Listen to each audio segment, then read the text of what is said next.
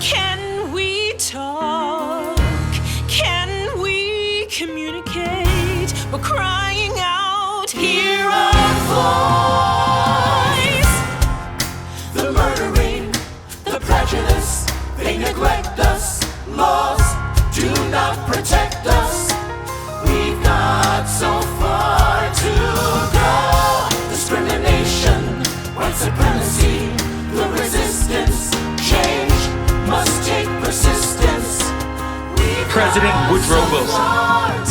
Your inauguration is a momentous occasion. Since the emancipation of slaves, the government of this nation, the president, the Senate, representatives of each state, passes into the hands of the party that fought for blacks to be real estate in the eyes of the law. So imagine our disposition when it was the vote of the black man that put you in your high position. Not to be misunderstood, we just played the cards we're dealt. We didn't vote for you because we liked you. We just hated Roosevelt.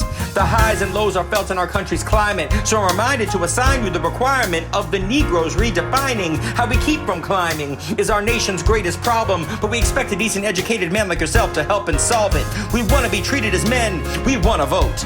We want our children educated. This is my direct quote. From the day they forced us on that boat, we were stripped lifeless. We're just trying to stay afloat. Sincerely yours, The Crisis. Signed W.E.B. DuBois. Inequality, the violence, no, we won't be silenced. We got so far to go. The oppression, the bigotry, the shaming, yes, we are reclaiming.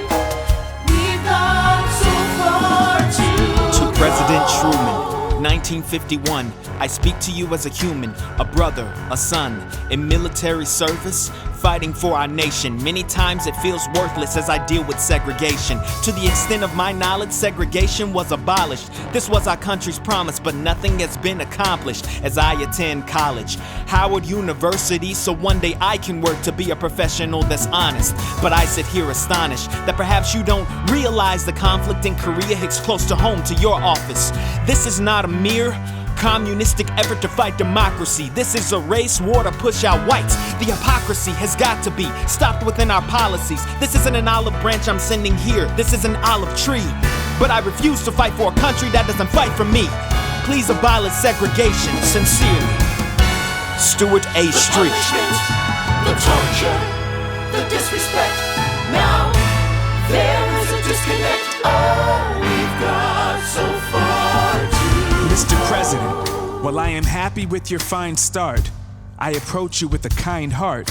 My vigorous opposition to your position sincere, but I hope to be proven wrong in these next 4 years. In your letter to me in 1960, you informed you would use your influence when moral issues were involved. And I'm not naive enough to think 1 year it'd all be solved, but I want to make sure we're not ignored. As Negro Americans, we must assert ourselves more, not for individual efforts, but for the masses of us all. And I thank you for what you've done so far, but times are still hard. To sit back and say nothing's a luxury I can't afford. I would like to be patient, but patience the main cause of a struggle to fight the flaws of a past that once was. Since the days of George Washington, may God give you strength for your task at hand. Sincerely, Jackie Robinson. Can we talk just for a little?